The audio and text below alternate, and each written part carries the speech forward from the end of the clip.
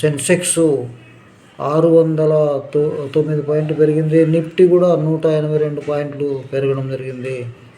FMG, వాహన, telecom షేర్లు రాణించడంతో ఒకరోజు విరామం తర్వాత సూచీలు మళ్లీ పరుగులు తీశాయి. సానుకూల అంతర్జాతీయ సాంకేతికల మార్పులతో నిఫ్టీ 24,100 పాయింట్లకు ఎగువకు చేరింది. ముడి చమురు ధరలపై ఆందోళనకు లాభాలు పరిమితులైనాయి. డాలర్తో పోలిస్తే రూపాయి 20 పైసలు తగ్గి 94.88 వద్ద ముగిసింది. బ్యారెల్ ముడి చమురు ధర 7% పెరిగి $118 వద్దకు ట్రేడ్ అవుతోంది.